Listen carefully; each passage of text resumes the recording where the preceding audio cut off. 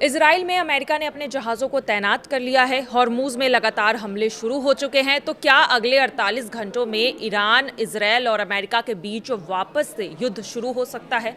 चलिए इस वीडियो में हम आपको यही बताएंगे। नमस्कार, मैं मेघा सिंह स्वागत करती हूँ आपका न्यूज़ 18 के डिजिटल प्लेटफॉर्म पर। पश्चिम एशिया में जारी युद्ध थमता हुआ अब दिखाई नहीं दे रहा है। अमेरिका और ईरान के बीच अब तक कोई भी औपचारिक युद्ध विराम समझौता नहीं हो पाया है और हालात फिर से बिगड़ते हुए नजर आ रहे हैं। पिछले 48 घंटों में तनाव और भी बढ़ गया है और ईरान ने अमेरिका पर युद्ध विराम तोड़ने का आरोप भी लगाया है। ईरान का कहना है कि अमेरिका ने दक्षिणी प्रांत हॉर्मुज़गन में सैन्य कार्रवाई कर संघर्ष विराम का उल्लंघन किया है। वहीं दूसरी तरफ अमेरिकी सेना की भी यहां पर जानकारी सामने आई है। अमेरिकी सेना की सेंट्रल कमांड ने सोमवार को यह दावा किया है कि उन्होंने दक्षिणी ईरान में मिसाइली ठिकानों और कुछ नौकाओं को भी हमला किया है और ईरान के मुताबिक ये नौकाएं खाड़ी क्षेत्र में समुद्री बारूदी सुरंग को भी बिछाने की कोशिश कर रहे थे और यही वजह है कि अमेरिका ने यह हमला किया। इसके जवाब में ईरान की रेवोल्यूशनरी गार्ड ने यह दावा किया है कि उसने अमेरिकी विमानों को भी निशाना बनाया जो कथित तौर पर ईरानी हवाई सीमा में घुसने की कोशिश कर रहे थे।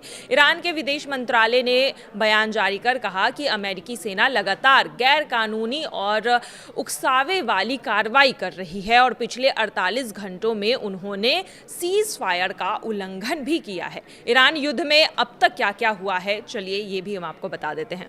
उधर लेबनान में भी हालात बेहद तनावपूर्ण बनते हुए नजर आ रहे हैं। मंगलवार को दक्षिणी लेबनान में इजरायली हमले में 31 लोगों की मौत हो गई जबकि 40 लोग घायल बताए जा रहे हैं। इजरायली सेना ने दक्षिण और पूर्व लेबनान में कई हमले किए हैं और हमले तेज कर दिए हैं और लोगों को गांव खाली करने का भी आदेश अब जारी हो गया है।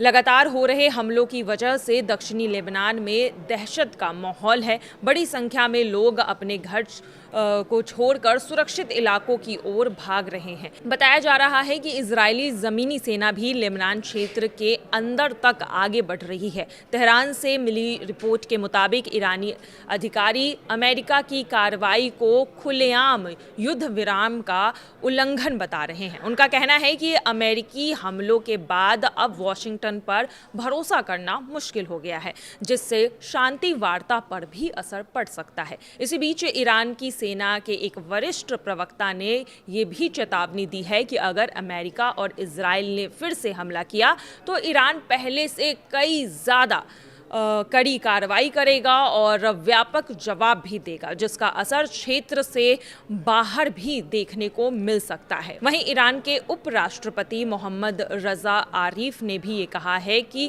कई हफ्तों की पाबंदियों के बाद देश में वापस से इंटरनेट सेवाएं बहाल करने की दिशा में पहला कदम उठा लिया गया है। लेकिन इसी बीच अब जिस तरह से ईरान और अमेरिका के बीच हमले तेज हो गए हैं, सीज फायर टूटता हुआ नजर आ रहा है और अब देखना यही होगा कि ईरान क्या वापस से युद्ध शुरू कर देगा क्योंकि लगातार बीच में कई सारे हमले की खबर आ रही है। लेबनान में भी उधर देखा जा रहा है कि इजराइल थमने का नाम नहीं ले रहा है। लगातार लेबनान में भी हमले तेज हो रहे हैं। तो ऐसे में सवाल यही है कि क्या वापस से ईरान, अमेरिका और इजराइल के बीच युद्ध शुरू हो सकता है। फिलहाल की खबरों में आज के लिए बस इतना ही। बाकी की तमाम खबरों के लिए देखते रहिए न्यूज़ 18 का डिजिटल प्लेटफॉर्म। धन्यवाद।